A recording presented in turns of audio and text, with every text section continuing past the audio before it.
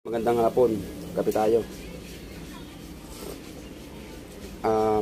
Bali, ngayong hapon nga pala ay magluluto tayo ng gulay.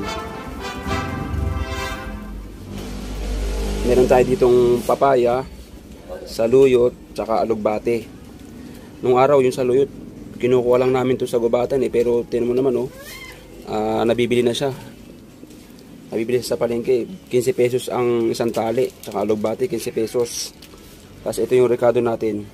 Kayo guys, ano bang tawag sa inyo ng gantong luto? Sa amin kasi bulang lang ang tawag nito eh. Sa Ilocano naman, dinengdeng. Meron naman sa ibang lugar, ang tawag doon, laswa naman ang tawag sa iba. Laswa sa mga Ilonggo, laswa ang alam kong pagkakatawag dito eh. Pero sa Tagalog ay siyempre bulang lang ang tawag dito. Siyempre hindi mawawala ang luya na number 1. Tsaka bawang at sibuyas. Yan lang ang laging kasangkap ng bulang lang eh. Para yung lasa niya ay sumarap. Lagyan natin dito yung mga rekado sa tubig. Pakukunan lang natin yan doon.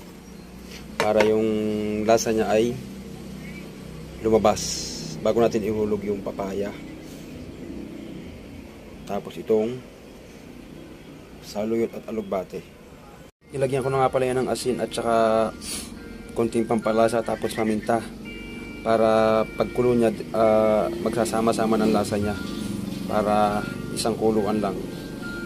Kumukulo na yung mga rekado. Lagyan natin yung papaya.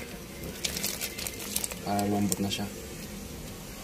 Antayin lang natin siyang kumulo at lumambot. Sunod natin yung alugbate at saluyot. Lumambot na yung papaya.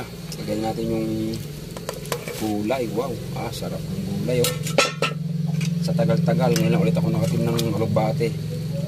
Bihira kasi dito ang alugbate. Bihira makatim po sa palengke. Guys, ayos na. Malambot na yung talbos ng alugbate at saluyot. Pwede na to.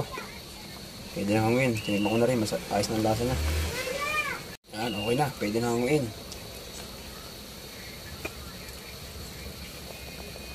Yan guys, luto na yung ating bulanglang na ating niluto kanina. Tapos, nagluto tayo ng longganisa dito at naggawa ko ng sausawan na bagoong. Ngayon ay kakain na tayo. Siyempre, huwag natin kakalimutan ipagpasalamat sa Diyos kung ano man ang nasa ating lamesa. Kaya magdasal muna tayo bago kumain.